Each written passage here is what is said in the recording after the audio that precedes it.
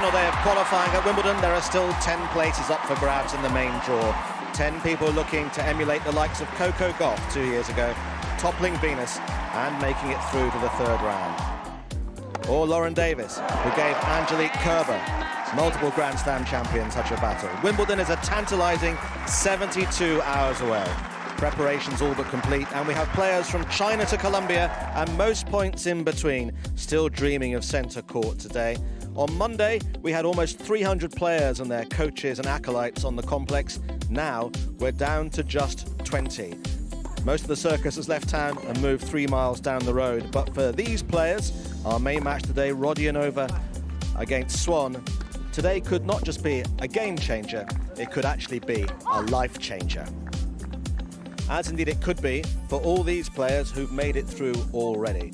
So as far as the qualifiers in the ladies singles is concerned, there are 6 through already, and so 10 more places still to be filled. And you saw that absolutely fantastic match late last night with Katie Bolonets of the USA getting through to her first main draw at Wimbledon. As far as the men are concerned, well, their competition actually ended yesterday. They weren't affected by the bad weather on Monday. So you've got some familiar names there like Kudler, McDonald. But the interesting thing actually in there is that Zhang is the first Chinese player ever to get through qualifying, to get through to the main draw. And a lot of those players, mind you, came through. Big argument about whether it should be 5 sets or not for the last round of singles and qualifying. A lot of those players had to play 5-set matches, and quite a few of them came from 2 sets down to make it through to the main draw next week. Now, from the point of view of who they might end up playing, well, the seedings have been announced in the last hour or so. Not surprisingly, Novak Djokovic is top seed in the men's singles. Medvedev, Tsitsipas, some familiar names obviously at the top, the names you'd expect. Federer down at 6, not quite sure how long ago it was that he was seeded that low at Wimbledon. Berrettini, the winner at Queen's last week, is seeded at 7, and then a lot of familiar faces all the way down in that top 16. Felix Auger-Aliassime has been in a rich vein of form of late. Then you've got 2 British players seeded for the first time since the Henman and Rosetsky era. Dan Evans at 22, Cameron Norrie at 29. And perhaps more interest in the seedings in the ladies' singles, because if the men's singles is almost a done deal, you feel, for Novak Djokovic, how many of these players have realistically got opportunities to be champion in 2.5 weeks' time? Answer, an awful lot. Ash Barty, top seed for Australia. Halep at 2. Serena Williams seeded at 7. That's a debating point which we'll have with Louise in just a moment or so. Świątek from Poland, who failed to defend her title in Paris, is seeded at 8. But the new Grand Slam champion at Roland Garros, Krejcikova, seeded there at 15. And the lady that she beat, Anastasia Pavlyuchenkova, is there at 17. Coco Gauff, who we saw at the start of the programme, seeded at 21. And then some more interesting names further down there. Jo Konta, a British seed, at 28.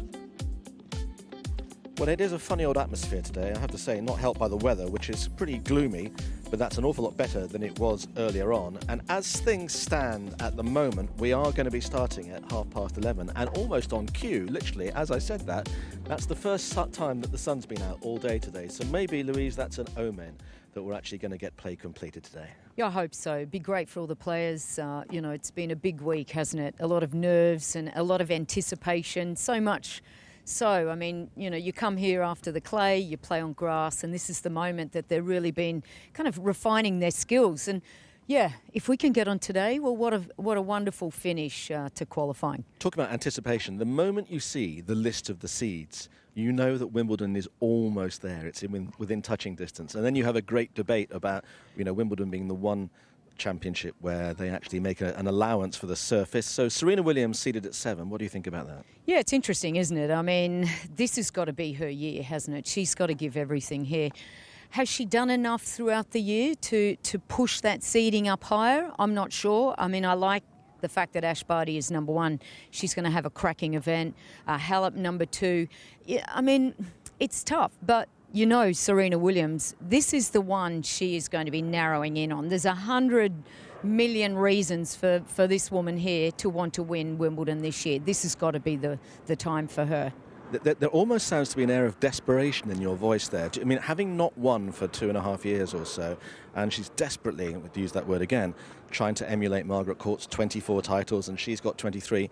Do you almost feel that if she doesn't do it at Wimbledon this year, that because Wimbledon is the most likely place where she is going to win, then it's another 12 months, then she's in her 40s, then it starts getting more and more unlikely? Yeah, problems keep compounding for someone like Serena. And I just hope that when she's out on the court, and if she does get through to the latter stages of Wimbledon, that the old video recordings of 2018 and 2019 don't come back. I mean, you know, there was some pretty devastating moments on that centre court where she walked into the final both years where she was the favourite and she didn't come out playing great tennis. I'm just being told that Simona Halep has pulled out of Wimbledon. So she was seeded, she pulled out of Roland Garros after the injury that she got in Rome, and she's just pulled out of Wimbledon as well. So I'm not quite sure what that does for the draw. I mean, obviously they'll move people up now. She's actually pulled out early enough for the draw to be recalibrated. So somebody who wasn't seeded will get in at the bottom, but that obviously will shift the draw around. Does that monumentally shift the balance of power, do you think, or do you think Simona wasn't a player really? Look, you can't discount Simona. I mean, obviously she's won this event. She's a great fighter. She's a great ball striker. Do I think she's done enough to really impact this year? Probably not. You know, there's some great players that have just kind of edged their way up in the last, 12 months. I think Coco Gauff, you have to look at Coco. I think Ons Jabeur, I think you've got to look at her now. Iga Swiatek, she's a great player on grass. And I think the fact missing last year just... it just opens up the wound so much.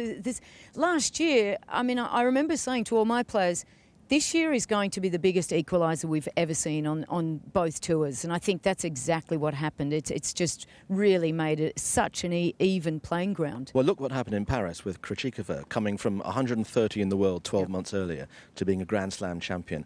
Can you see a similar thing happening at Wimbledon, or you think actually you narrow it down to half a dozen, perhaps, usual suspects? Well, I think it's got to be someone who loves playing on grass and has the technique and the know-how. I don't think we're going to see a player that's just done nothing out there, hasn't won tournaments, and like Barbora, coming from really a no-confidence situation to winning Wimbledon, I can't really see it. It might be someone like a Pironkova, who hasn't played for the last 3 years, showed up at the US Open and done really well there, but it's not going to be someone who's an unseeded player. That's what I feel.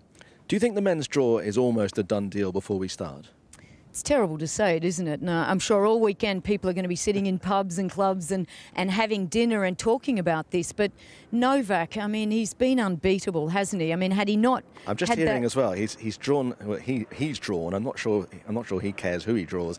Jack Draper, the promising British youngster who played so well at Queen's last week and, played brilliantly to win a couple of matches. Jack Draper's first match on centre court. First up on Monday, Novak Djokovic. That'd be the one guy you didn't want. Well, maybe the one guy you do want. Well, true. What an unforgettable experience. Yeah, absolutely. Well, it's going to be on centre court. You've got to do your father proud. And you're going to have a lot of support. And what a moment. Like, this will go down in his memories for the rest of his life. Yeah, Novak, I mean, he's another story, isn't he? He's just playing incredible tennis. He's just owning the world of tennis at the moment. Had he not had that little hiccup at the US Open, I think we'd be looking at a Grand Slam. Well, we may yet be. I mean, he could win Wimbledon. He could then win the Olympics. He could then win the US Open. I mean, well, that'd be a golden one, wouldn't it? It would be extraordinary. But you don't immediately see people who you think are going to unsettle him. Certainly the way that he played in Paris, to come back in the final the way that he did after what happened against against Rafa 2 days earlier, it's almost superhuman. It is superhuman. And it's superhuman in the fact that last year he was outplayed by Rafa Nadal, the king of clay. And for him to come back 12 months later and do what he has done, it's incredible. Tsitsipas, I mean, he's a real threat. I just love this guy. He's animated, he's flamboyant, he's brilliant. So we've got someone really who's going to inspire everyone to watch Wimbledon this year. And of course we've got Zverev, he's playing great. Medvedev. There's some guys, and let's not forget Roger Federer. How hungry is he going to be? He really wants it. There's no question about it. Yeah, he may want it. but there's a big difference between wanting it and being able to achieve it. Do you I mean if Serena's desperate, Roger's desperate now, isn't he? How can you ever talk about Roger Federer being desperate? But he's desperate to still keep ahead of the pack. Yeah, and you know, I mean, we all love Roger. Like, there's going to be so much love and support for this guy, but is he going to be able to tolerate match after match? We know he's coming in a bit short of match play. Didn't play great at Halle. So I just wonder in his mind how the confidence levels are. You can't discount him, though. I'd love to see him go all the way through. There's no question about that one. Quick word about our main match today between Rodionova and Swan. I mean, Katie Swan's had 2 hard matches to get to this stage, and the Rodionova match yesterday that we did show was a terrific encounter. How do you see this one? Yeah, it's going to be a tough match mentally, I think, for both players. I think Katie Swan will be able to recover from that 3-set match. She played fabulously yesterday to beat Katie McNally, that's right, the American girl. I actually thought that was going to be a really tough match for her. She's a serve and volleyer, great grass court player. Arina brings some similar kind of tactical play. It's going to be really tough. They're both same height. They both really don't have very big, strong games. It's going to be a mental battle. It's really hard to say. Arina has qualified a couple of times here. I would say she's got the little edge. What she did in 2019 qualifying, beating Pavlyuchenkova at Wimbledon, she's got a lot of confidence. I think she's just got the edge in that match. Listen, the sun is coming out. I know somebody who went out half an hour or so ago said that there was still a bit of moisture in the courts, but it's your instinct that we might get underway in 20 minutes' time or so, or might it be a bit more than that? No, I think we'll be on at definitely 11:30. Okay, said the weather guru. Okay, well, we will stop for the moment then, but we shall return with hopefully even more blue skies in about 15-20 minutes or so for live action on the final day of qualifying here at the Bank of England ground at Roehampton. So we'll see you shortly.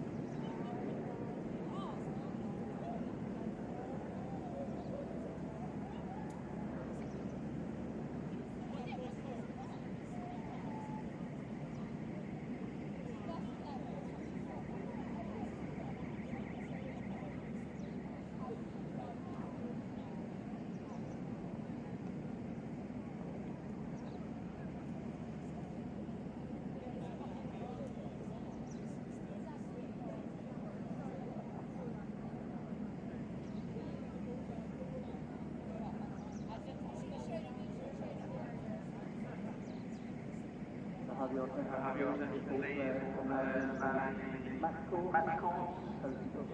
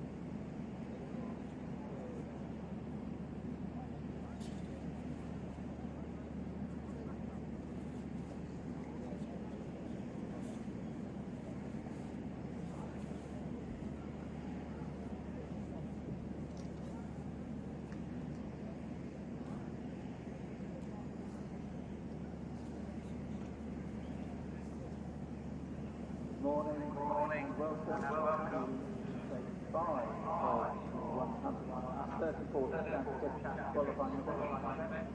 We're looking to complete our final count today, and our fingers are crossed that we'll have a long break here for our match. We're now ready to start matches, so we'll be following players now to their court, ready for play. Court number 4, Danielle Rao, court 5, Tina Brookshire, over, court 6, Sadana Anna Con, court 9, Chrissy Arn, Monica court 11, Arina Rodionova, court 13, Teresa Wang, court 14, Maria Soraya, Nuria court 15, Phil Sanders, Clara court 16, Annalena Kalinina, Talia and court 17, to your court, ready for play.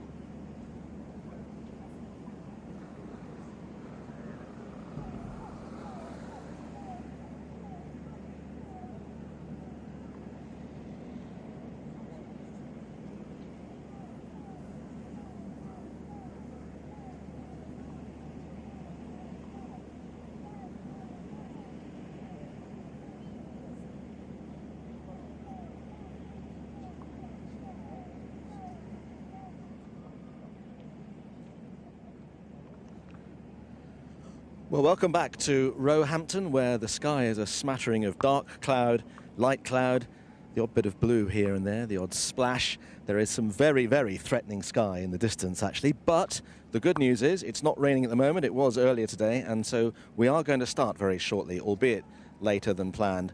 And our first match, the players are going to be walking on court any moment now. So as we look across to the famous Bank of England building.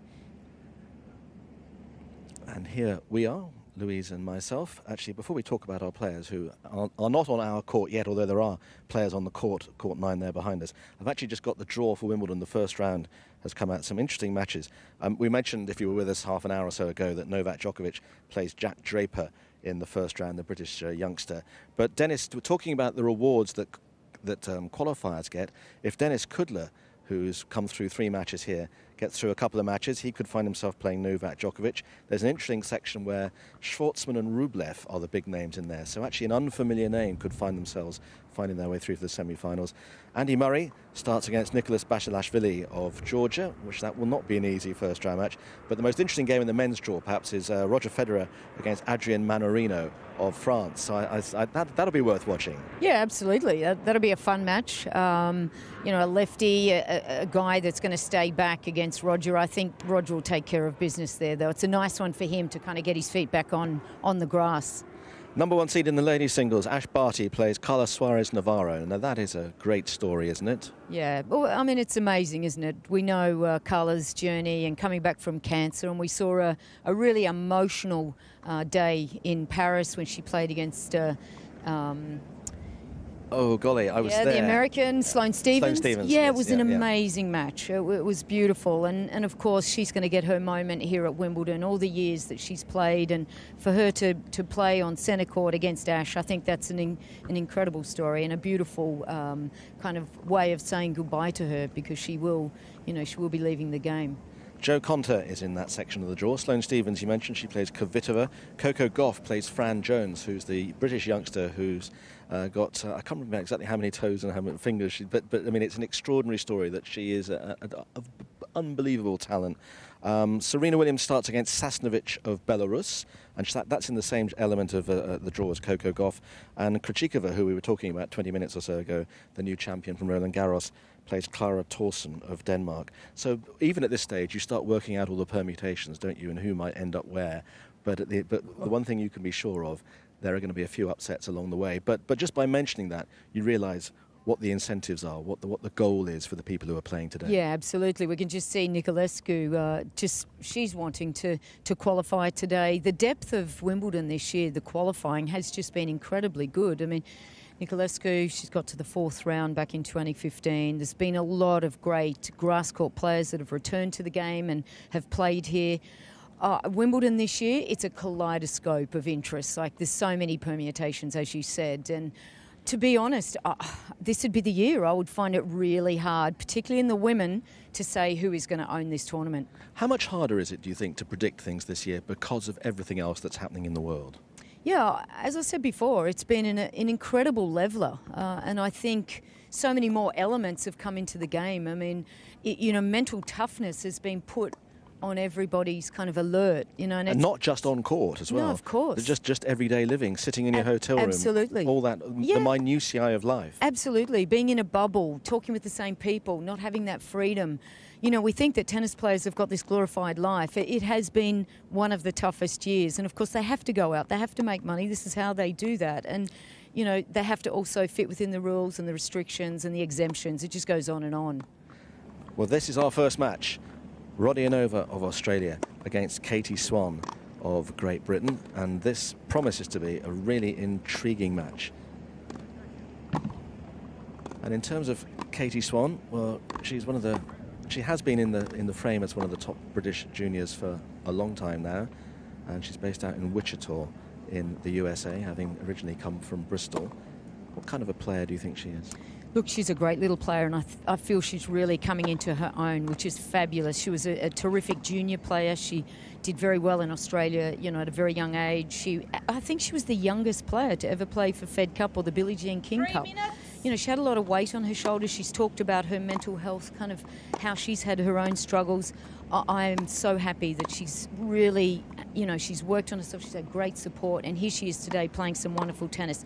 Played a great match against Katie McNally. She's a servant volleyer, so that's going to put her in really good stead up against Arina, because Arina's got great skills for grass. She's tricky, she's got slice, she's, you know, she is really a tough competitor, and we know she's qualified a few times.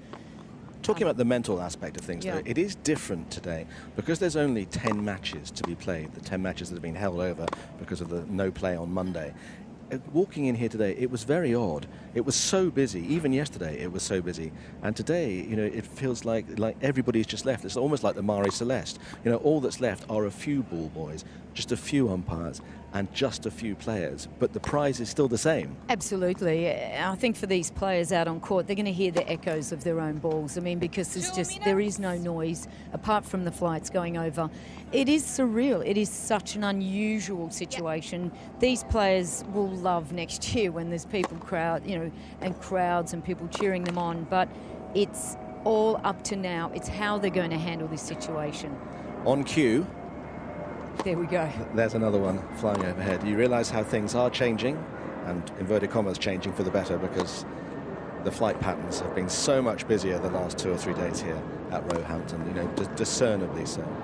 And I would just say as well, wherever in the world you're watching us, and whatever time of the day it is, if you have in the back of your mind the thought of getting in one of those things and flying over here to go and see the Wimbledon Championships, you could do an awful lot worse than coming to the qualifying a week before the championships themselves begin, because you do get up close to some amazing players who may be ranked 150 in the world, who you've never heard of. But actually, if you watch them play in a vacuum, you would have absolutely no idea why they weren't in the top 10, because there's no discernible difference in many ways. Absolutely. The jump from this level to the next level is minute. There's not much. You almost can see, you know, no space between the fingertips. But in terms of trying to get there out of the challenger situation, out of the ITF events, it's massive.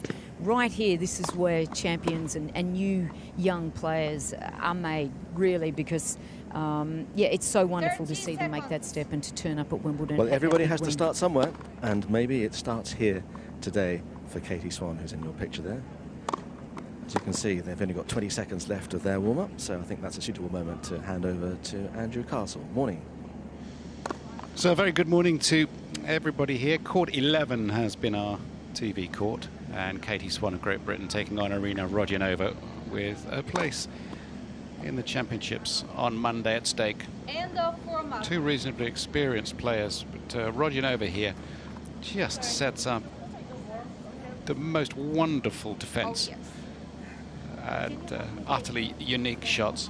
Does it her own way. Ana Carvalho is the umpire from Brazil. She's just perhaps looking down at a couple of patches on the court, which may be a little bit wet. There was a half-an-hour delay here for the players, but the wind has picked up and the sun's been out a bit, so it should dry off nice and quickly. Perhaps a towel will be brought over. What is that? Well, if it's a bug, she's making a boy get it. It's a worm. Dealt with in a humane way, and off it goes. Heavy strapping on Rodionova's left thigh, and after the match against Fretch in the previous round, I can quite understand that. What an awesome match that was. There's been so many this week. Now this is a qualifying match. It's a straight playoff for a place at the championships. Australia versus GB. Just like in the commentary box, Louise Fleming is here. I was waiting for you to say that, Andrew. Come on. You read my mind. Come on. Let's go.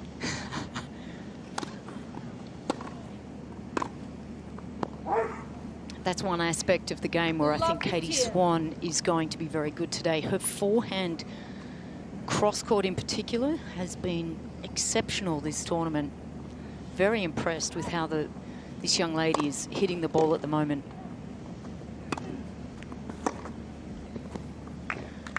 And Arina's focus is to try to dismantle that a little bit, take away her rhythm, try to upset her, not let that bounce in the right kind of, you know, connection for Katie. Try to get the ball deep, try to slice, make her uncomfortable.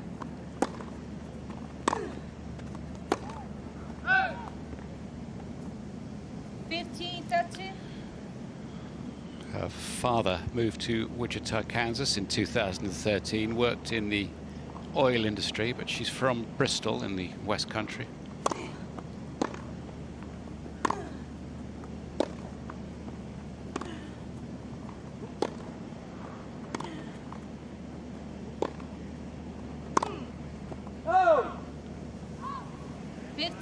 We saw Arina hit that shot very well the other day when she played that backhand down the line. How much does her game revolve around movement? Because she is athletic, obviously an incredibly hard worker. That strapping and the injury it's compressing. Going to watch that.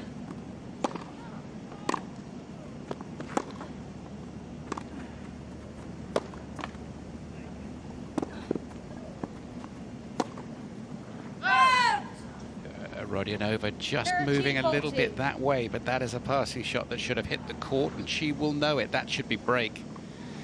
Minor bump in the road already for Katie Swan to deal with. She tends to be, I think, quite harsh on herself on the court. Quite judgmental of mistakes. It's not always helpful.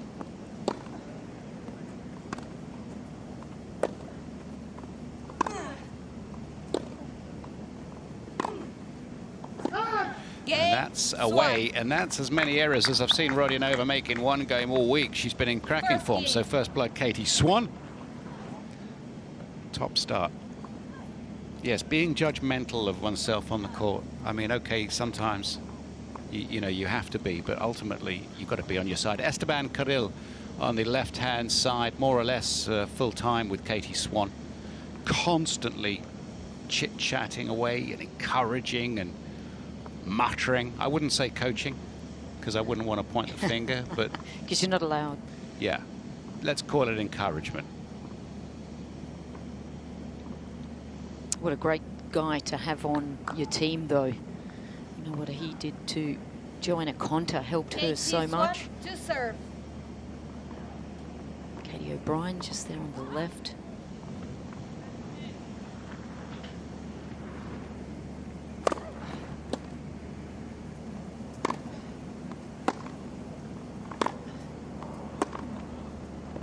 And the focus from Katie Swan so far is on the Rodionova forehand.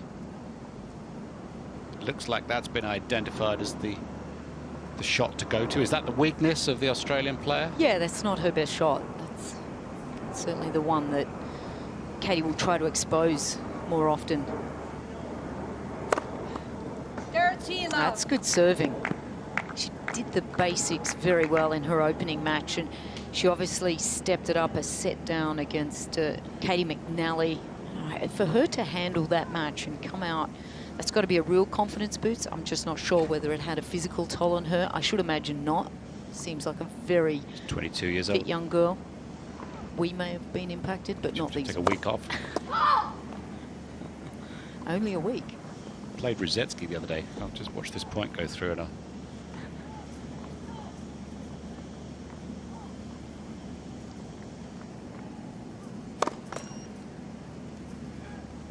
And what was the... Oh, look, it was a nicely played match. Neither could walk at the end, and he won.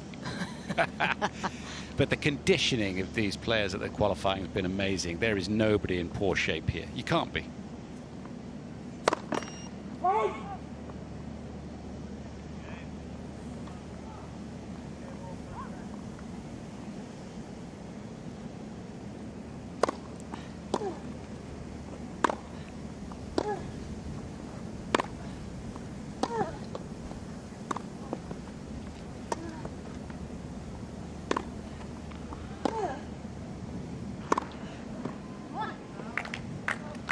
This is the perfect start and really positive affirmation for the game plan that Katie Swan has come onto court with here. This is a dissection. It's forensic at the moment. She has more power than her opponent. The question is, can she hit the court and execute with that game plan? Her serve is stronger.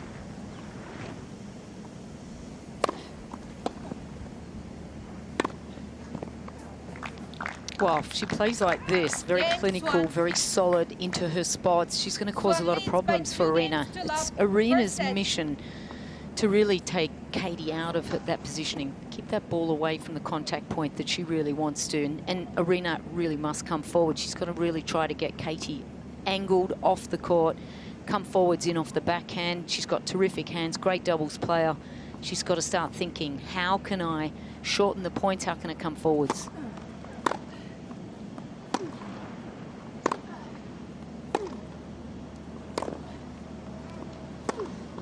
That's better. Got to use her angles, got to use the width of court. She's not going to be able to really, pound for pound, kind of hit Katie off the court. It's just all about manoeuvring her. It's terrific.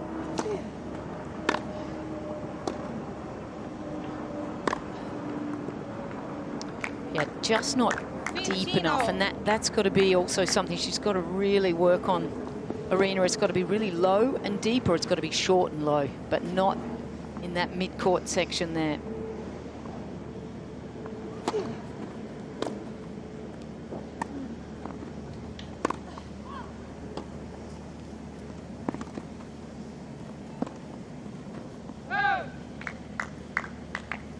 Oh, mentally, this has just been a really good start for Katie.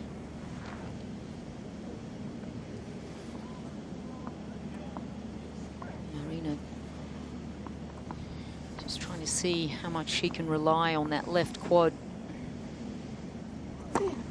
Oh!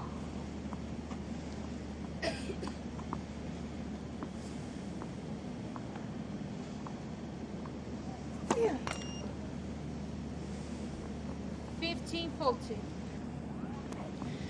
Well, that's not the serve that she wanted, but again, the leg drive, that left leg, that's the one where she's loading on. So she's just a little tender on that.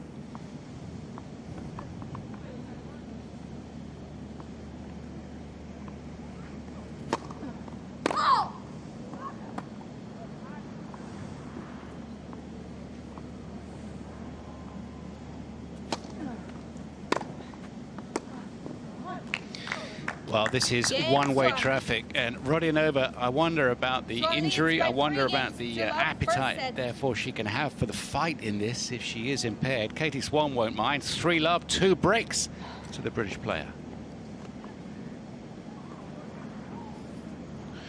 No other British players have advanced to the main draw of Wimbledon. That's what these two are playing for. It starts on Monday. The draw has been done, so you can check that out at your leisure. But anybody that comes through qualifying deserves their place. Absolutely. There's no question about it. To get through these three mats, not only physically but mentally, you've got that advantage. I wouldn't like to be coming into Wimbledon if I haven't collected a lot of matches along the way at either Birmingham, Eastbourne, you know, Nottingham, and playing a qualifier. I wouldn't be that excited. Right. No, I played one once to play the winner of 2 more. Oh, no way. And it was Richie Renneberg was... No way. Yeah. Remember Richie? Yeah.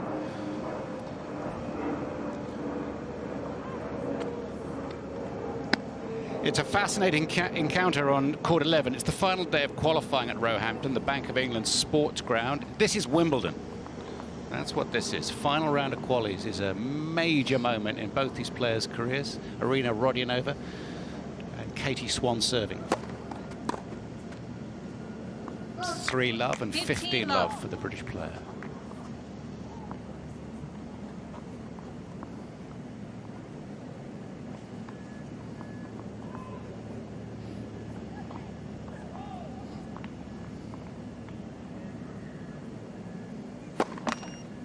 Let for service.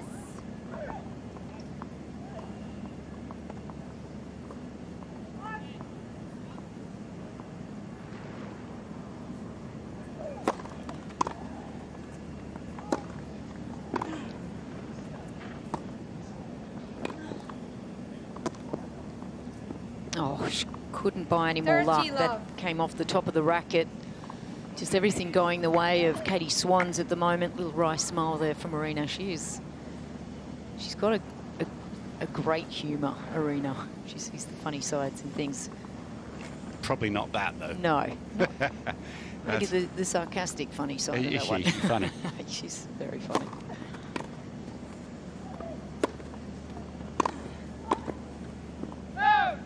Whoa.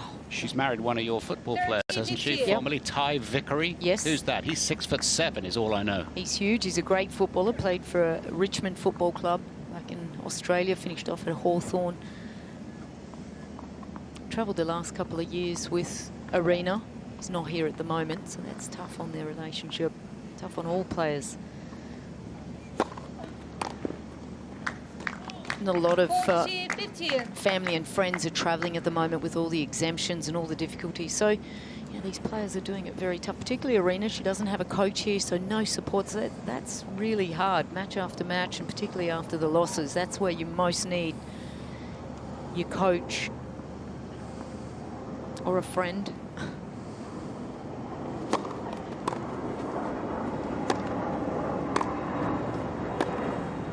Oh, this is terrific play from Katie Swan. Swan leads by 4 games to love. Unbelievable. First set. 4-love. Couldn't have asked for a better start.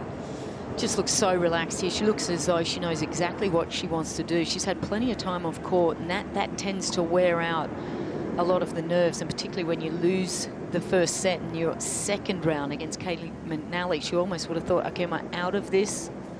I'm just going to free swing and hope for the best and fight.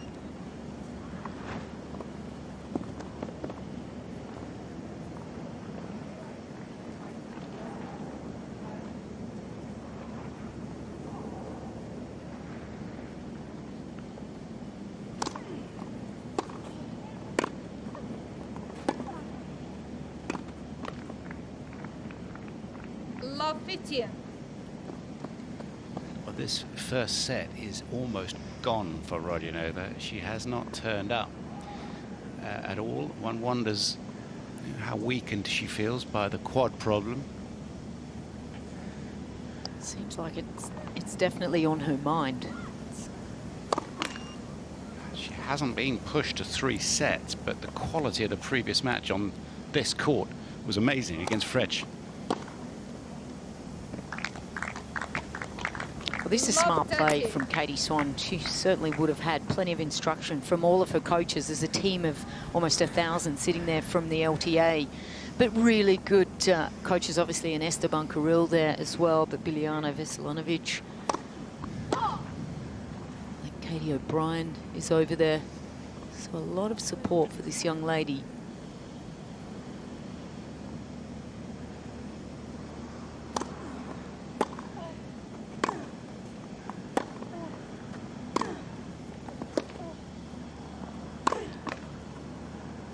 Got a little bit of luck, and she needs it. 30. As the team to the right is Biljana in the middle. It's Katie Swan, of course, Esteban sitting on the left. Katie O'Brien. Katie O'Brien, I Yeah. should say. She can still play, I can tell you.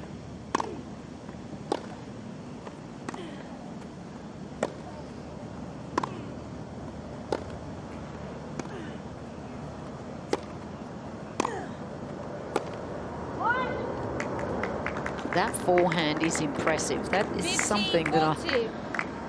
I'm really, really impressed with. The backhand solid, but a lot of female players tend to doubt that forehand a little bit, but I really like how she's just taking it on, very low, wide base. It's a cargo plane overhead. Maybe they fly lower than the planes with people in.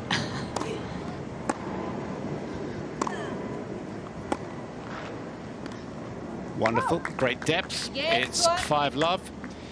And it's leads by 5 one-way games traffic. to love Rodionova first set. already pressing the reset button for set 2, I would imagine. It's a final qualifying match here at Wimbledon. Down the next changeover, please. For what do you need? Left? Yeah. Thank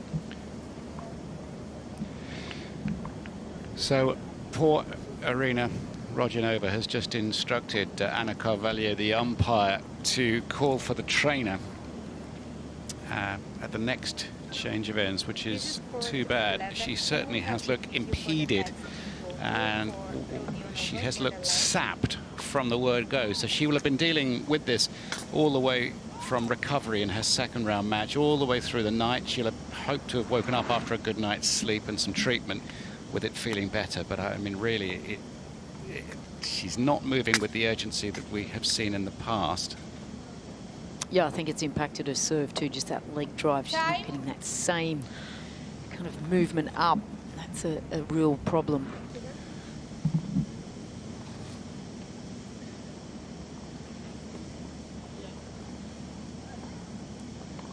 Arina Rodionova versus Katie Swan. A straight playoff for a place in the main draw at the Championships at Wimbledon. What a prize. And Katie Swan is within touching distance already, one feels, with an injured opponent. 5-love.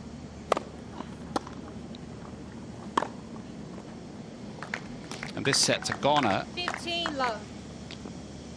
Trainer has been called for Rodionova.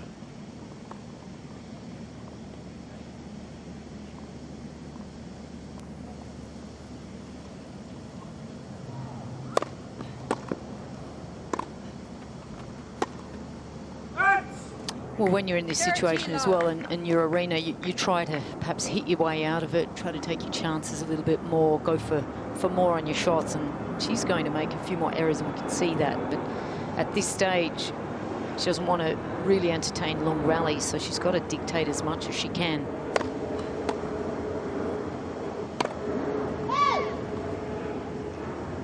They're 15.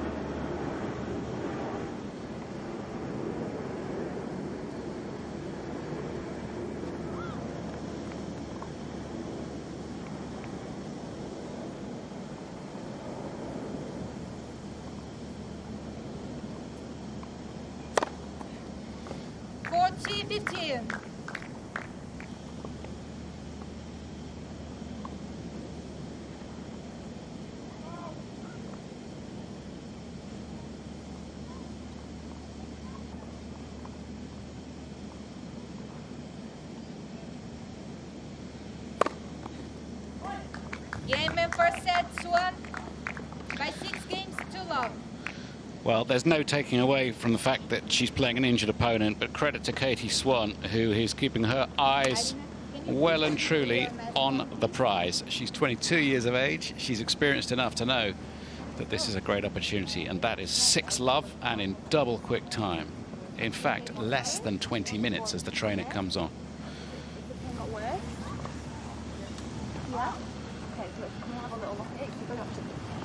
If you've got worse, I can take a minute to time out to take it properly, or we can just add more to this one now and change your end what you want. Like how much wasting your time? Well, I mean, I don't know. We're gonna do an examination. Have a lay down on your back.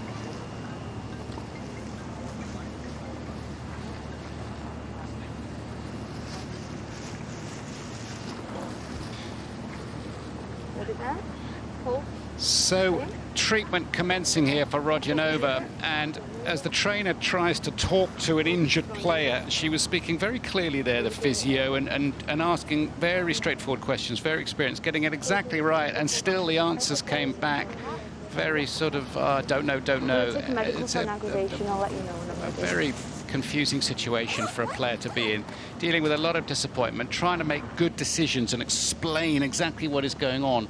It's quite demanding with the brain. Certainly confused and a bit frazzled. Yeah. Yep. Starting now? Yep. Yep. Ladies and gentlemen, Miss Arina Rodionova is now receiving a medical timeout. Yeah, a bit of a restrap. I mean, that's on there for compression and just for a little bit of support. I've never really thought that's going to do anything but a great deal. Very difficult. So just 20 minutes or so, and Katie Swan in control of this match, an opponent who is clearly injured and taking a medical timeout. The big show is on Monday, and this is what we're looking forward to. The wait is finally over. We're live at Wimbledon, and it's looking like a glorious day. Come on, you're missing it! we are at Wimbledon, and the grass is looking as immaculate as ever. Just 15 years of age. Her very first Wimbledon.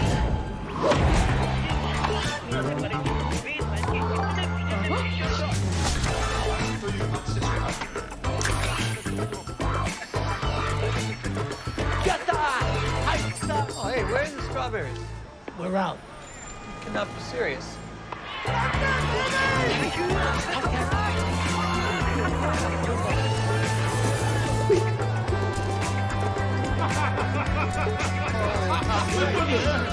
With championship points.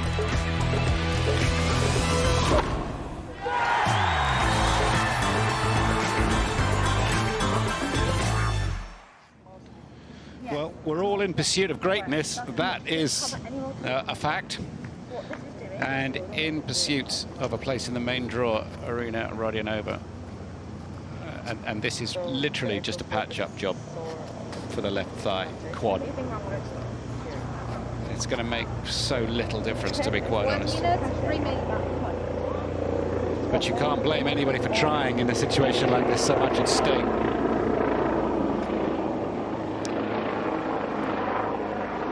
Yeah, you should imagine that she'll be needing a fair amount of luck. Something's got to turn and just help her out. She's got to find some timing. She's got to find some way of getting into this match.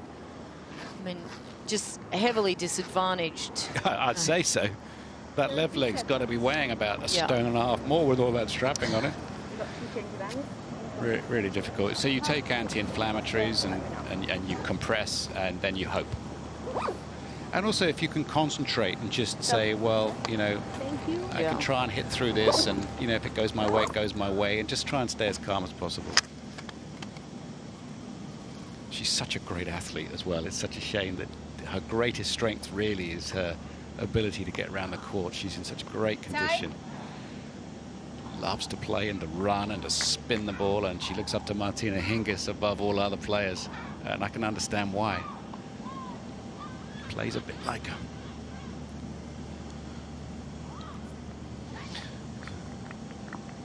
Seagulls overhead, or is it the vultures for Arina Rodionova? Second set. Poor thing, love 6.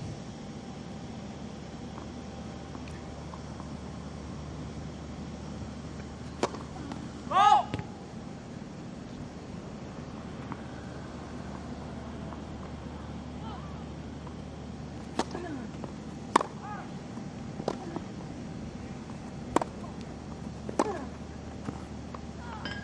Well, that's not a bad idea either. I mean, there's a lot of players that don't like to move forwards off the ball from their opponent. It's fine if they're coming in off their own shots. But not in that situation, as we saw Katie there. Arina will try all sorts of things here. This is not the end of the road. She is going to pull out plenty of tricks, and she will have kind of just noticed there on that first point. Okay, not comfortable on that. Left first service.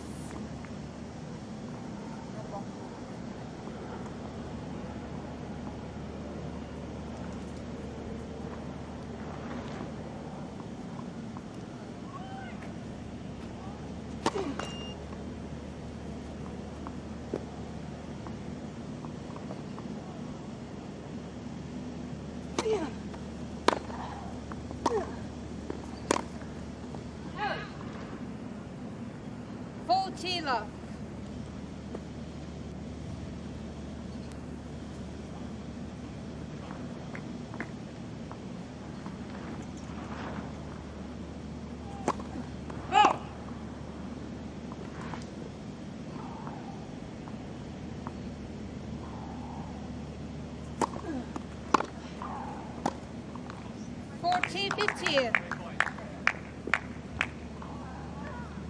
Just a must-win game here for Arina, just to get on the board, settle herself just a little here.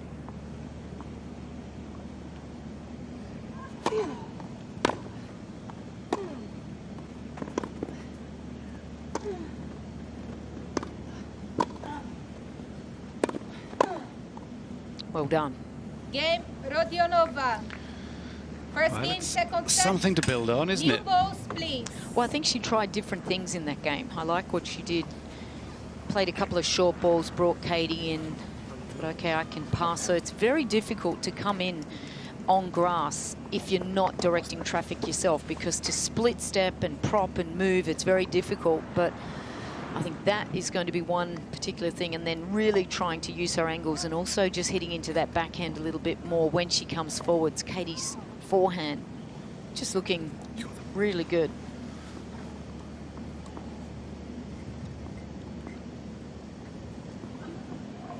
Important game in the context of this match. The first set is gone. Rodionova's experienced enough to know that it's gone. She's had treatment. Perhaps she can concentrate her way out of this minor injury on the left thigh. 15 love. Katie Swan's serve is really a penetrating weapon, and it's always been good. It's always been a great arm. She's had so many stop-start injuries and so many times where things have got going and then stopped. But to win 3 matches in queues would be such a boost. It's a good job the players don't think as much as the commentators about all these things. Just play. Play hard, play well.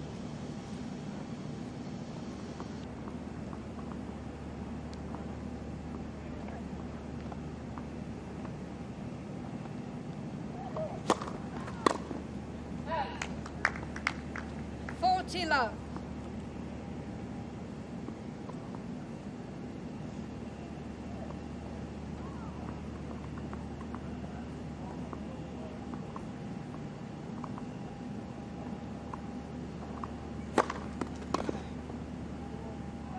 No, I think it's incredible also. Game Swan. Katie has, you know, openly talked about her mental health struggle that she went through, and that she had to kind of seek support, which is wonderful. That's what we really want to people, for the youngsters and the players, and for everyone really, to reach out and to get that help. But the WTA are really great. They've got great programs, wellness programs, and yeah, was changed, and they're constantly talking about that. How you're feeling, if you're feeling a little low, if the mood's low, if you're feeling anxiety. They really are making it a conversation now, which is so important.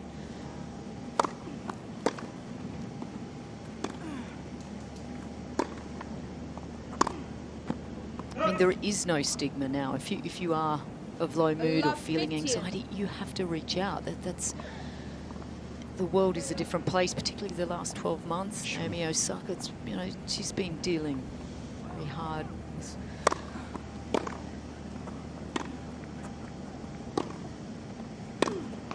with what she's been going through. So it doesn't matter if you're ranked 300 in the world, or if you're #1 in the world, or if you've got $10 million in the bank or $12. I mean, you just randomly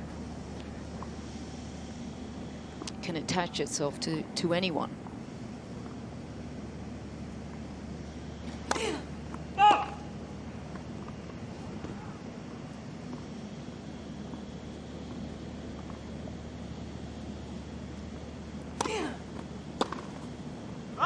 Correction, the ball's good.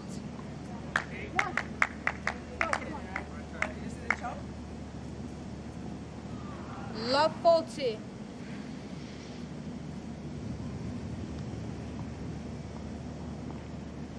Well in. That looked well out. 40.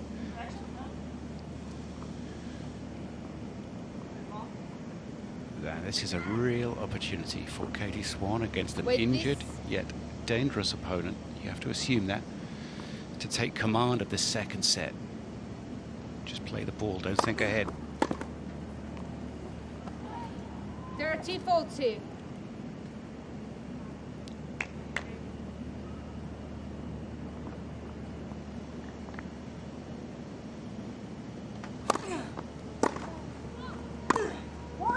And that's it. It's a break of serve to Britain's Katie Swan. 2-1 in this second set. Yes, it's one-way traffic, but she must concentrate all the way to the finish line and hope that Rodionova doesn't find any sort of form with that injury. 2-1 second set. Well, she's been very candid about how difficult it is out there. Yes, it is to travel the world globally and to take people on one-on-one in a sporting setting. Things are not ideal every week. One gets lonely, anxiety and depression can easily be triggered. So I think it's fantastic that people talk about it. The only thing that I would say about Naomi Osaka at the French Open was that the first communication that we saw as people, media personnel, was a poor piece of communication. The second one was brilliant.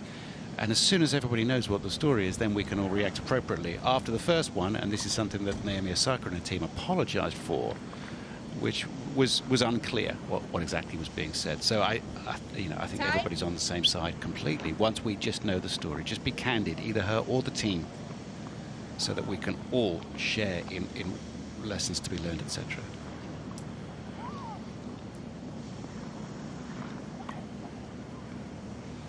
Britain's Katie Swan, based in Wichita, Kansas since 2013. Here now, working hard, uninjured, playing great. Setting a breakout place in the first round of Wimbledon at stake. It's a final qualifying match. And it's nervy.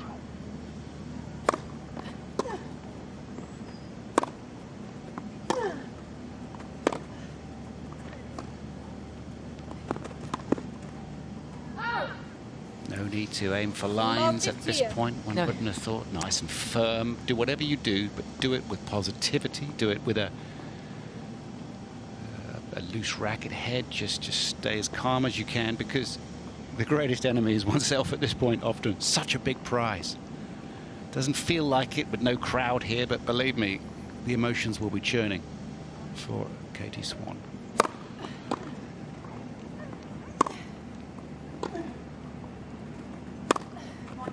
Oh, that is dealt with so incredibly well. Good footwork. I mean, she is moving so freely. I'm so impressed with this young lady. She's just really improved with every match.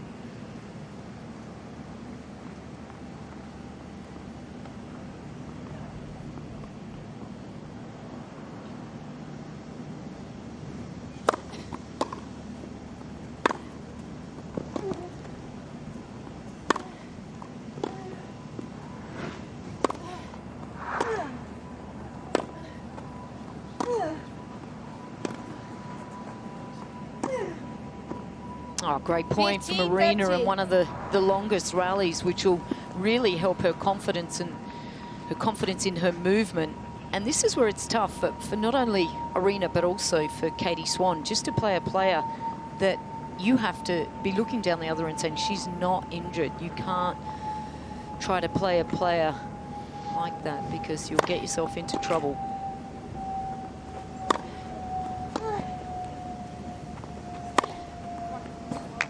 She's not backing off at all. She's really going for her shot. So great concentration from Katie Swan at this point. But I'm just loving the forehand. Just really great balance. She's got a really good stance. So balanced on that. She's low. Nice technique, easy swing.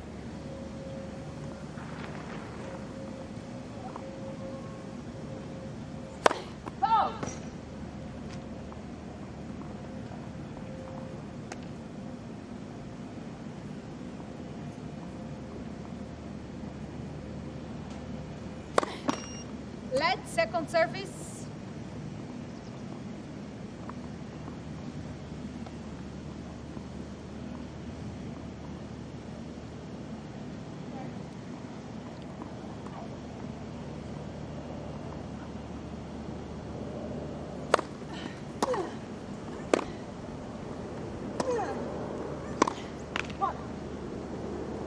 Dirty 40.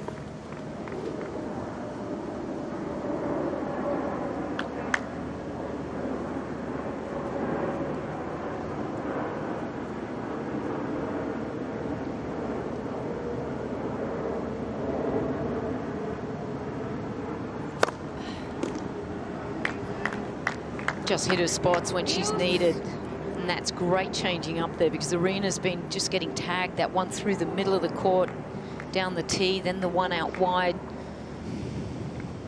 Great variation.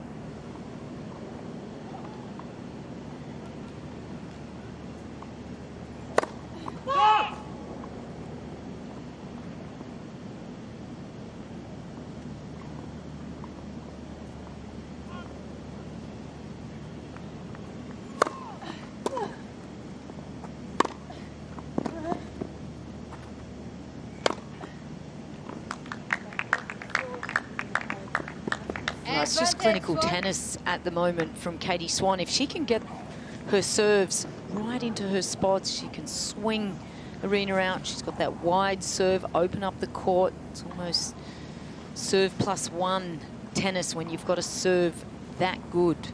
You can hit your mark so much easier.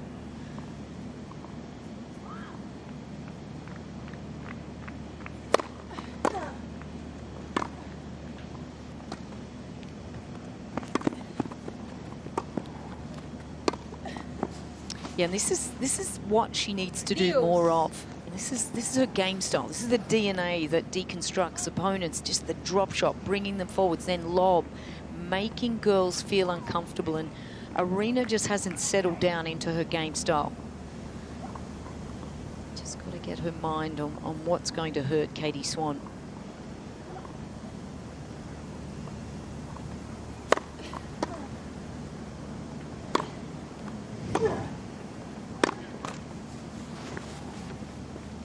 Advantage, Rodionova. Rodionova reminds me of an Australian men's player who used to do this sort of thing to people. Paul McNamee. He used to bunt the board around, change the spins and the speeds and all sorts. Now that's when they're fit. Can Rodionova concentrate through this injured left thigh? She has a break point to climb back into this second set. Long way to go, said Louise Plemming. Could be right.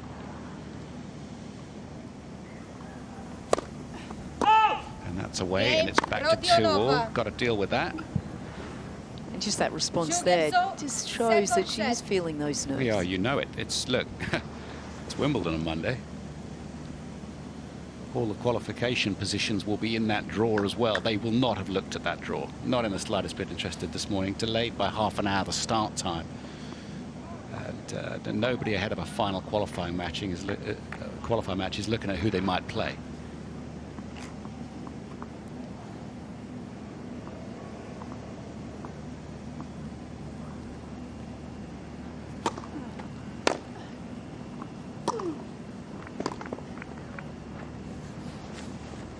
Love.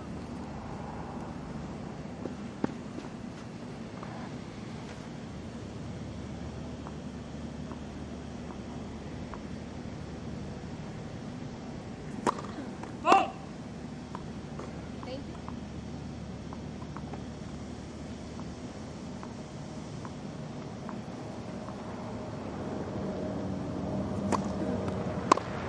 Oh. 30 love.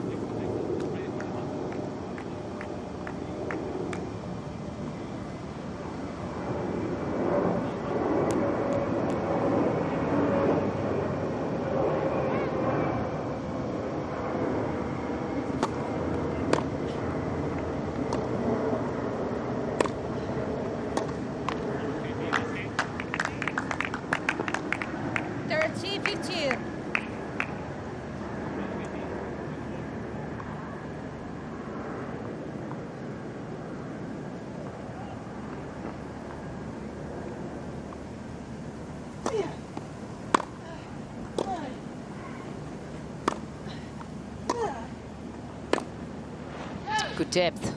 The match has changed. 40-15. It could be just part of the ebb and flow, but right now the disappointment for Katie Swan is going to be something to deal with the next few minutes.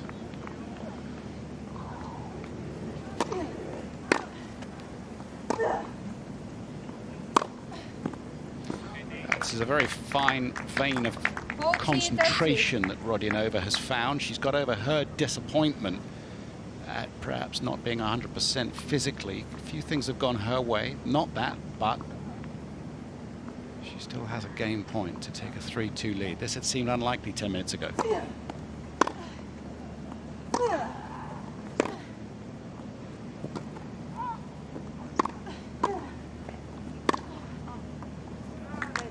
Went back to the wrong side there. That's the stronger side where she's really been hitting through the court.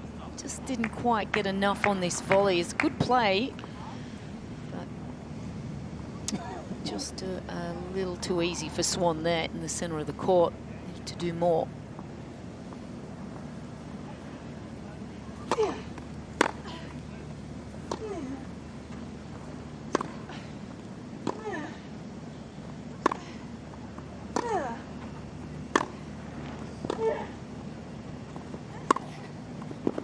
it's too good. Well, great hitting from Katie Swan, but again, it's hard for Arina to play the way she wants to play. She's in the defensive position. She's trying to neutralise. This one was just too good from Swan. And she can't get on the front foot and hit the drop shots and the slices that she's wanting to. Katie's been really good at dictating from the back.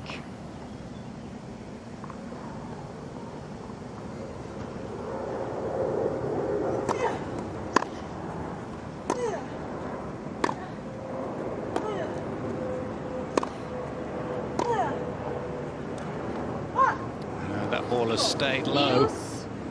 It was well struck. Lots of encouragement coming in from Esteban Carril at the side. He knows exactly where this match is at the moment. There's a sense that this is a fulcrum in the match. There's Esteban Carril. Led first service. I mean, she would have taken this at the start. 6-1, 2-all, deuce. Just got to try and think on the positive aspects. Yeah, but I was a set and a break up, and I had 1 foot in the Wimbledon main draw. Well, keep going.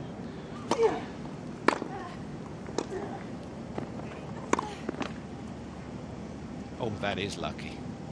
Advantage Swan. That's a completely dead net court.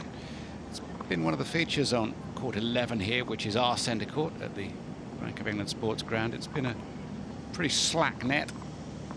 Any other court in the world on a hard court or a tight court, that would not have gone over. Deuce. Better serve though from Arina. Got to get it out of her targeted hit zones. It's not easy. This is nerve. I get nervous watching these matches. Such a lot to play for.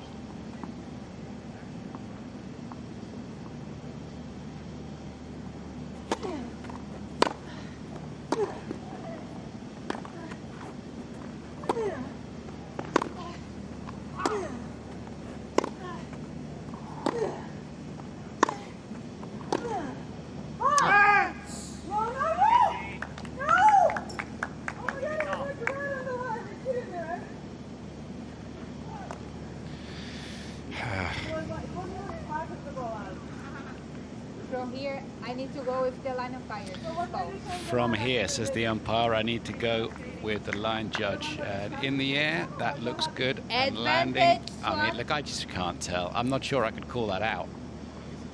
It looks pretty good to me, but... No Hawkeye. Yeah, it's... Such a difference. You see how important Hawkeye is.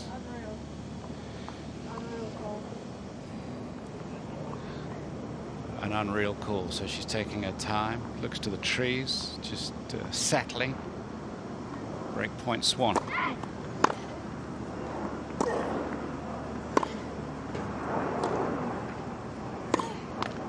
I think she's smart, Arina. She's really targeting that backhand side. A couple of slices from Swan wouldn't be a bad idea. Back again. It's pretty hard off a very low ball, skidding on a grass court, to be lifting up and controlling. Absolutely. Just chip it back. How about a little drop shot and move in behind it?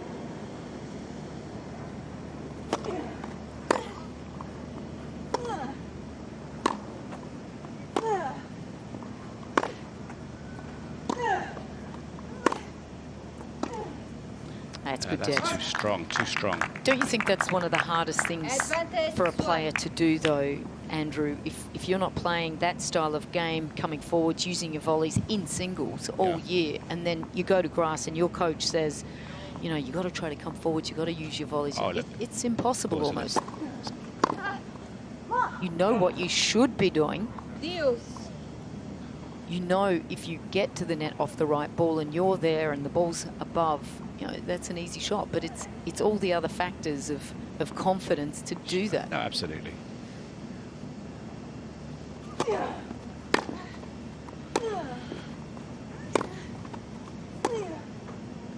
We always found it harder to do the other way around. We could go to the net and hit the volleys, but when we had to stay on clay and stand back and hit 15 shots, that was harder. No joke. That's a combined total in a match. 15 groundies. You're just positioning herself. A little bit of Aggro, break point. Lead for service. Rodionova just saying, I'm ready to play. You've got to play to my pace, which is the rules, and Katie wasn't ready.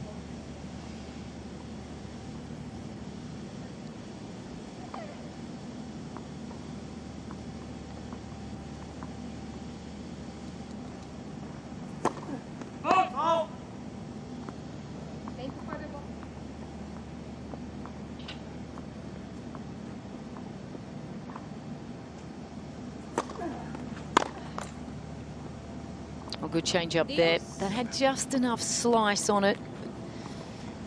Katie Swan just has to keep her mind clear too and not react. Yeah, just draw a big mental X in the middle of the court and hit it.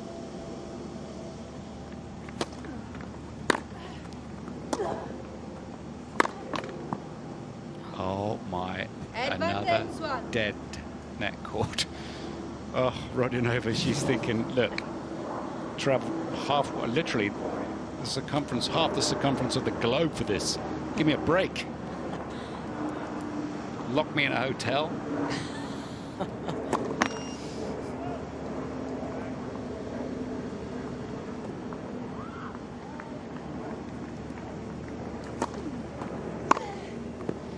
And that's very well changed in terms of the direction. She'd missed a forehand on the previous break point in the middle of the net, but her commitment was there. A drive down the line, 3-2 in the second set. Break.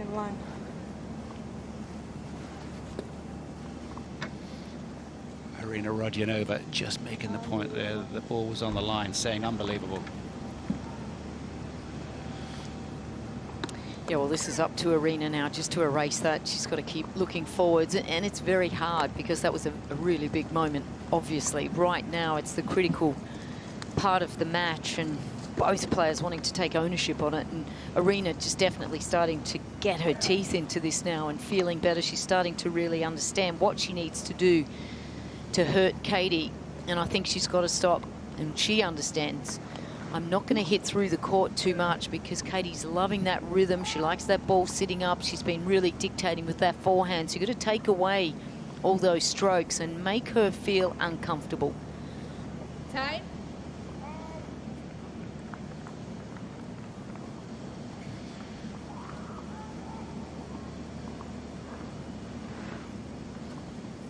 Just taking her time at the change of ends. Arina Rodionova of Australia. She's playing Katie Swan of Great Britain. It's a qualifying match, a third and final qualifying match for Wimbledon. We're at the Bank of England Sports Ground, and Katie Swan here is serving at a set and a break up 3-2. 15 love.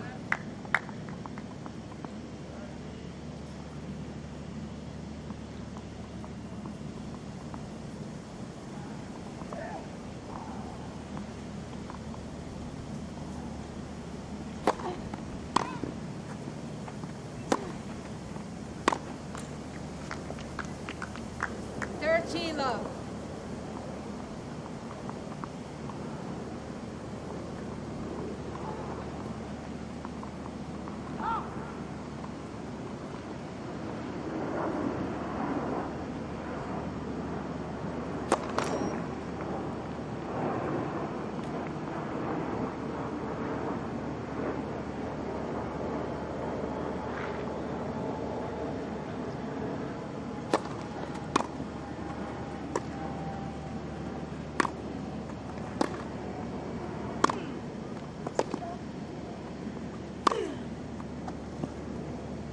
Quite amazing actually to see another Katie on this court. I think in all the years I've been commentating here, I've seen Katie O'Brien, Katie Bolter, Katie Dunn, Katie Swan.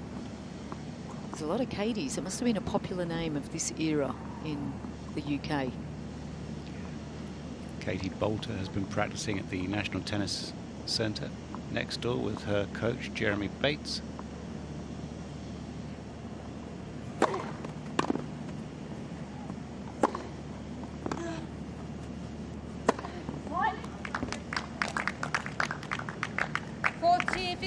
Very good game. Right from the word go, when she got her first serve in and won the point.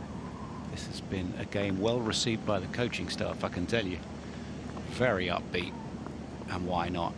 She had a break and lost it. Just inching her way towards the main draw, which is a big moment in her career, big moment.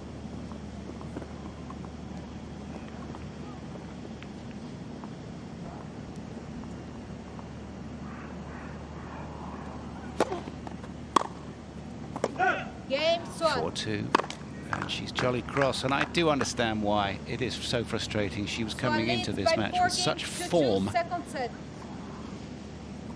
and moving so well, and that really hindered her. She was worried in the first set, lost it in 18 minutes, 6-love. She's been able to put much behind her in this second set, but lost that contest to lose her serve at 3-2, and this is the time where Katie Swan needs to get that ball back into play and just ask the question, what have you got left?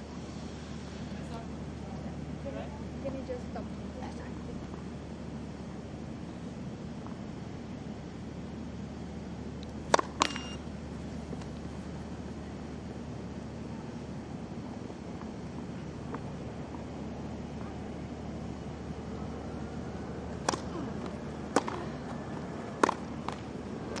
Now, in terms of experience on grass, this is where Arina really does thrive. She's had an incredible career on grass. She's played a lot in Australia, in Mildura, where she's won events there.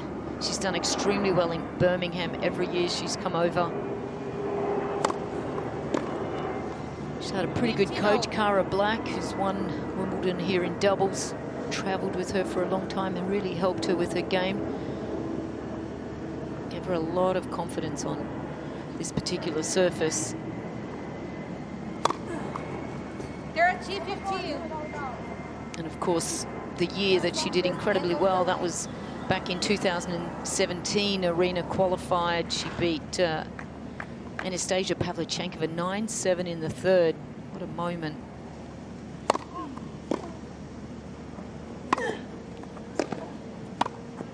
That's good play, moving forwards, and if she can construct that off the right shot, then she'll be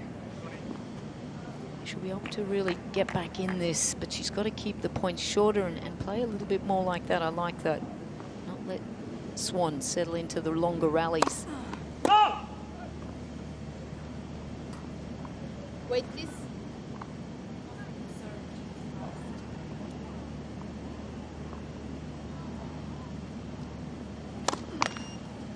Why do you have to say why? What was the serve or the start time motion? 40-30.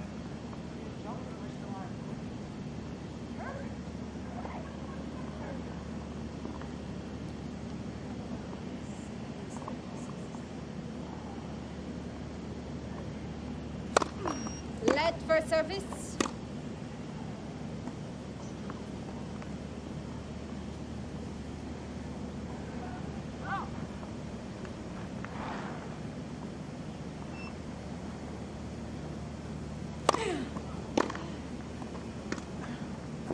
That's the shot. Game, Rodionova. Swan leads by 4-3, second set, and by 1 set to love. Still a lot of life left in this match, final qualifying match, and nerves are frayed. 6-love, 4-3, Katie Swan with a break.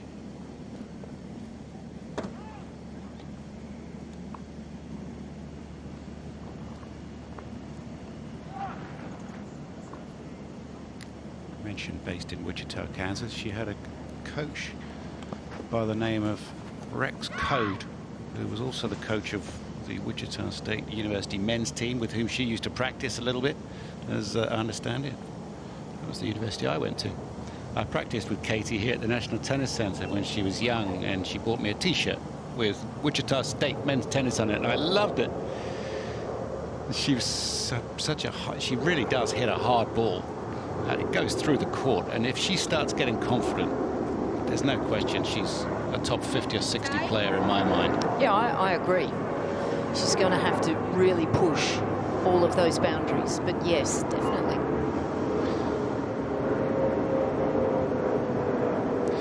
Mum Nikki listening in the United States now, Dad Richard and her brother as well. They'll all be hanging on this, and all the coaches and the people that have helped her over time.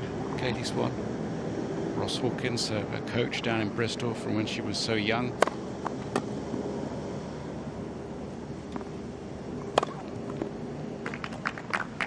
That's a great combination. She's used her serve extremely well today. High percentages, good placement, and then that just really allows you to have a good look at your second strike. That second ball, so important on grass particularly.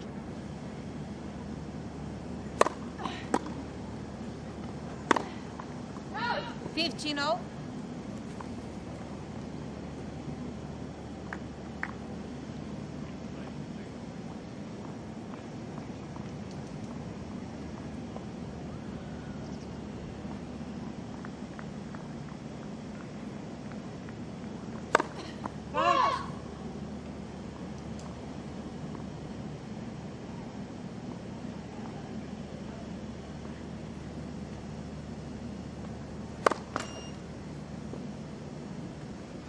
$15-30.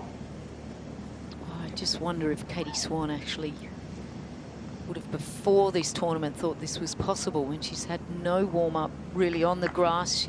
The last tournament she played was really back in May. That was in Bonita Springs on clay.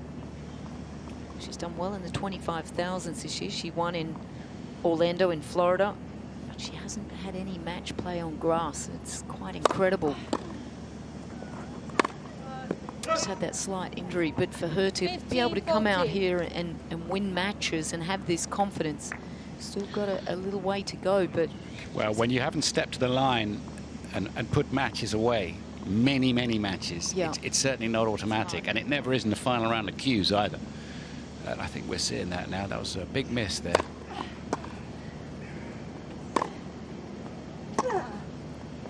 And that is well earned. Rodionova, and you said it, Louise, there's still some tennis to be played. It is never easy to get over the winning line. It doesn't matter. And look, if you're a man with a serve at 158 miles an hour, then fine. You're going to, but you know, women's tennis is a different chemistry. It's a different proposition. It's a different sport because of the differences in the physical power. And I love watching this. You've really got to think your way over the line here. Yeah. This is tough match. We're going to be here for a while, maybe. Yeah, I just start to see the errors coming and the thinking perhaps of Katie Swan here. She's played up until a couple of games. She's been absolutely perfect.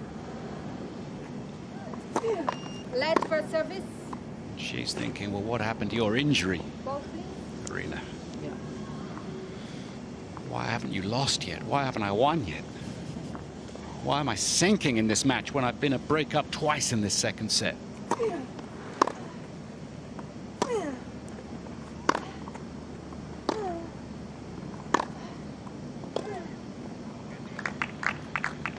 Well, I think Arina, again, is figuring it out. I mean, going back into that backhand side more often and then going down the line off the right ball, particularly that one that she fades low. Just missed that one backhand on the line that she was very upset with, but that's the kind of game patterns that she wants to be using.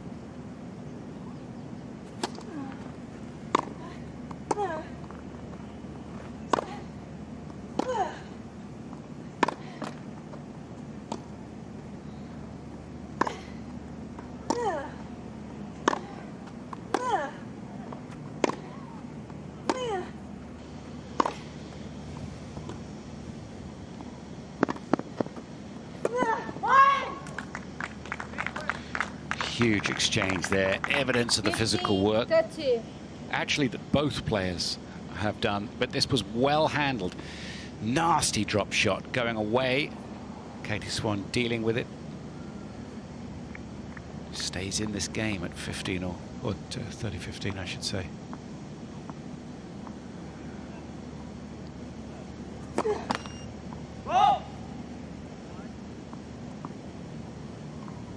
Got to make this return. Doesn't need to. That's a big double. Big double. Doesn't get a lot of help from her serve. 5-6. Katie Swan, I think, a little taller than that.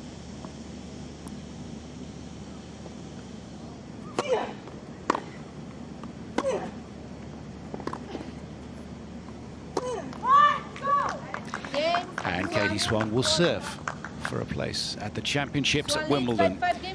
That's next. Second 5-4. By 1 set to love.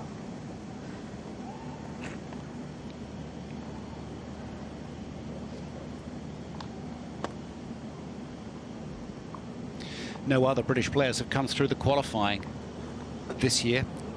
Two of the men's players did really well. Arthur Ferry, who is at Stanford University already, he came through to the third round and was 2 sets up against the 8th seed, Talon Griekspoor of the Netherlands, but lost it. I mean, that's got to be heartbreaking. I mean, he will feel horrible today. And Anton Matusevic had an opportunity to win as well, and he lost in 5 sets also to Bonabi Zapata Morales, the 10th seed from Spain, and that was an absolute cracker.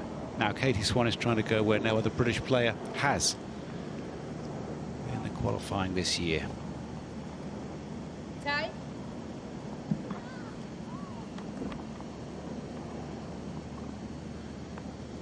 It's just another game. Although, if you win this game, under the guise of coach Esteban Carril, you're in the main draw of the championships Wimbledon, and that is a career-defining moment.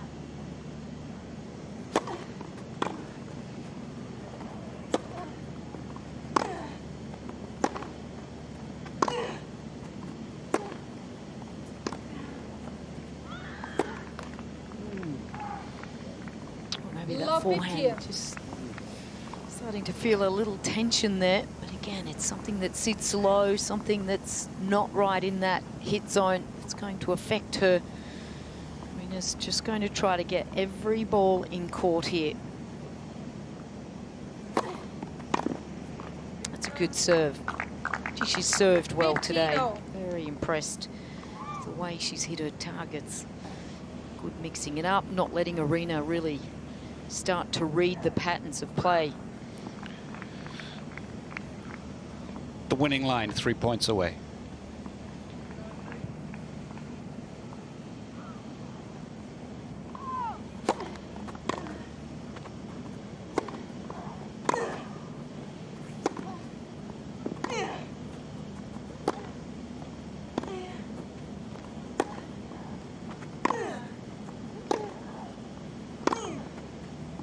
Too long, 2 points away. 30-15.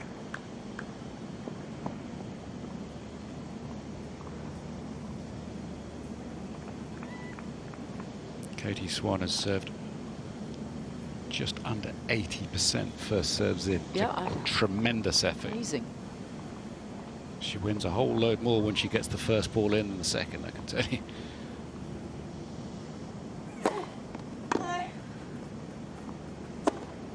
Oh my God. 30-all. I could hear the tension all the way back home in Wichita, Kansas, in the concentric center of the United States. 30-all now.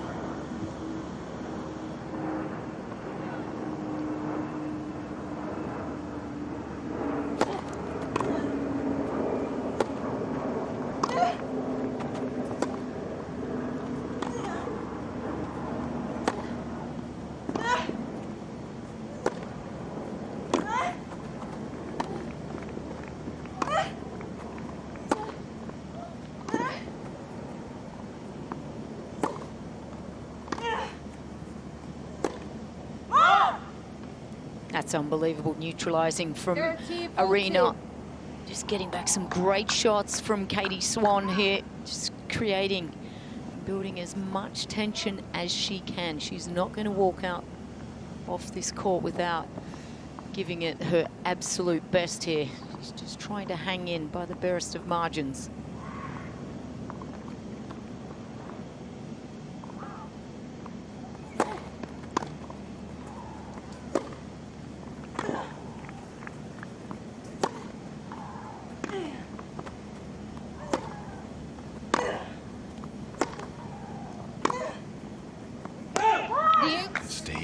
This is wicked tennis. This matters.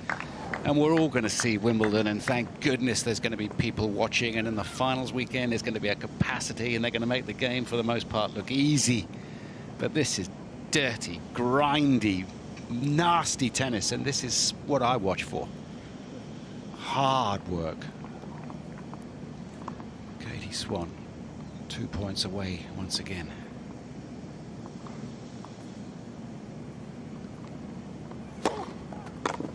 Great serving. Advantage, Swan. Unable to get the ball back into play. It's got to be good to get it past Rodionova.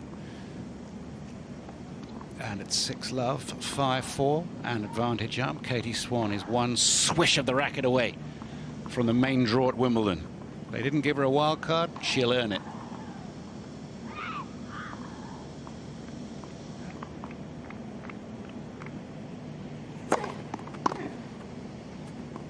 And one swish is all it took, and she's done it. And anybody that has followed her story and who knows this young woman will be so pleased for her. I fear for Arina Rodionova, who wasn't able to give her best, but this moment really is about Katie Swan and the injuries and the time and the difficulty being on the road. Absolutely wonderful, wonderful moment. And now she'll find out, or soon, who she'll play in the main draw. But there should be hugs, there should be love, there should be kisses, and he's going to get the first. Esteban Carrera. Oh. Proper, total vindication of hard work. I wonder if we can catch the hug at the back of the court. I'm sure Esteban is going around there to give a hug. Wait, can we get a camera around there? We can't get a camera around there. Oh, well, we've lead them to it. It's wonderful. But she'll make her way back onto the court. We'll hear from her in just a second. So Nikki and Richard, Katie's mum and dad, wherever you are watching this, congratulations to you and to the entire family, and mainly congratulations to Katie. She stayed in control of her emotions, and the game behaved itself impeccably, and so did the mentality. Twice Rodionova broke back in the second set, having been beaten up pretty badly in the first after 18 minutes, and that was to her great credit with that injured thigh. And she makes her way off the court to fight another day.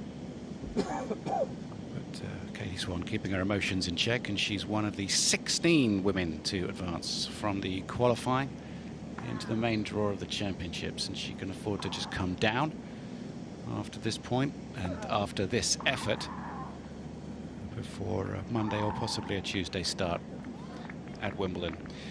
In the first round, she beat Lizette Cabrera 7-5, 6-2 on this court.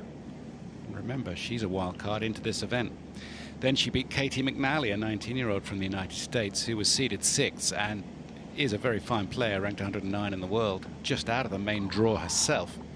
She won that match 4-6, 7-6, 7-5, and she was up in the second set, and she had to see McNally fight back, but still winning at 7-5 in the third, and then this match against Rodionova, and the release of emotions there for all to see. Biljana Veselinovic, Esteban Carrera, all the coaches that have helped Katie Swan over the years, no doubt, delighted. Now, I'm sure she is going to make her way into the corner. You can see top left there, one John Inverdale, who will be interviewing Katie in just a second. I don't quite know what the delay is. Probably just basking, and why not, in the sunshine of her success. I assume she doesn't mind having a chat. They can always say no if...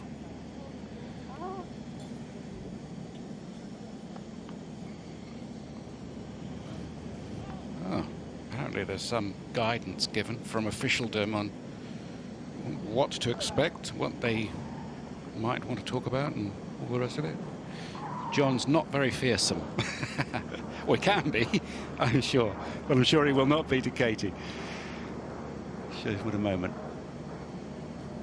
And that ball girl's called Georgie, and she's from South Africa, and she's done a good job this week as well. It's been great to be at the qualifying, and the main draw starts on on Monday. I was looking through some of the men's main draw matches. There's some absolute crackers. Haven't had a chance to look at the women's draw yet as we've been commentating. But on the men's side, Murray's playing Basilashvili, who's ranked 30th in the world. That's a tough one. He's seeded. Kyrgios will be there playing Hugo Humbert of France. That's a brilliant match to look forward to. Highlight has to be Jack Draper, British player. 19 years of age, who played so well at Queen's Club. He's playing Novak Djokovic. Goodness me, that's awesome.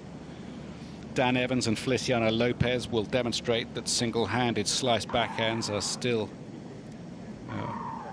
to be executed with grace and beauty.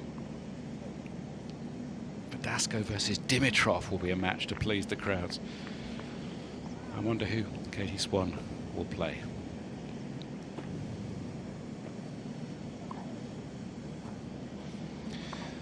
Three matches in qualification done, and there's a winning smile. Congratulations to Katie Swan, and she's talking to John Impler. Can't breathe because it's fantastic, isn't it? Oh my gosh, I can't even believe it right now. At 6-love, were you thinking this is almost too easy? I can't believe this. Oh no, I mean, I knew for sure like she was going to make it really tough for me. She's a very tricky player, and I was aware coming into the match that she was going to mix it up if I started to play well, and I couldn't have asked for more in the first set.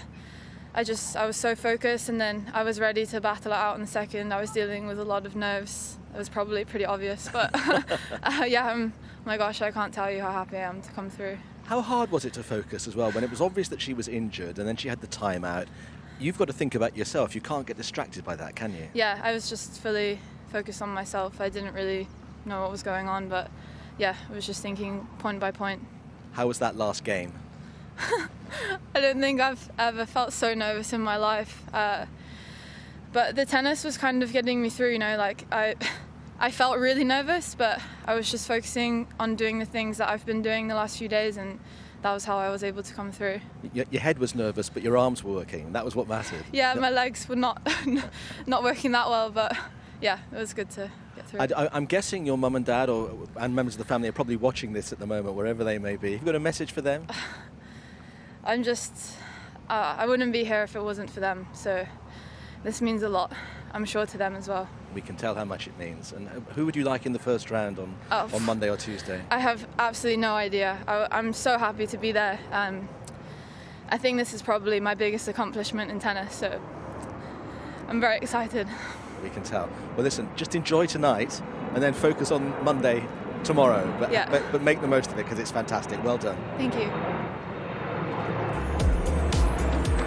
Very well spoken indeed, Katie Swan, saying exactly the right things right from the heart, and articulate and intelligent observations. And let me tell you, when you have been through what she has been through in terms of the injuries and the recovery, and then you find yourself in qualifying for a tournament that you've been in the main draw of before, you know, you've got to set yourself up for 3 tough matches against very difficult opposition, to win all 3 of them, to fight every step of the way to get into a Grand Slam. Listen, if it was easy, everybody would be doing it. So here is vindication for hard work and for commitment and for belief. And so watch Katie Swan and know a little bit more about her story when Wimbledon starts on Monday. And this is what's ahead.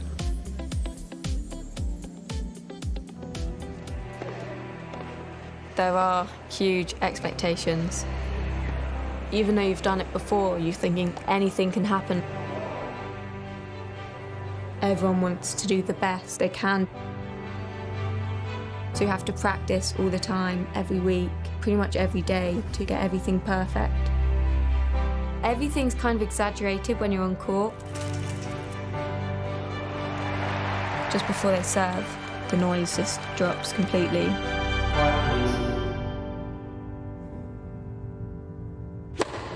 It's really nerve-wracking. You can just feel your heart pounding. There's a huge amount of pressure out there. To maintain your composure in the face of everything that's going on, it's difficult.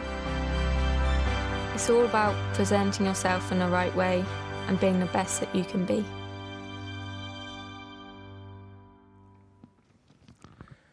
Well, we had a late start, but the rain has relented enough for matches, hopefully, to all be completed. That was one victory for Katie Swan that we saw just a few moments ago. Here's another for the 24th seed in the qualifying competition. This is Olga Govotsova of Belarus, beating Kristina Buxa of Spain. And she will find herself in the draw on Monday as well. But there are still various matches taking place on the outside court. So if we show you a list of the people that have gone through from qualifying, you can see that there's still 8 more names. There are 8 who are going to generate their interest in the competition at the start of next week. So those are the 8 women that we can definitely say will be in the draw on Monday. As the draws have actually been done, but the actual points in the draw where the women players are going to be placed has not been done yet, dependent upon how these matches all pan out. The men's draw has been done, of which more in just a moment or so.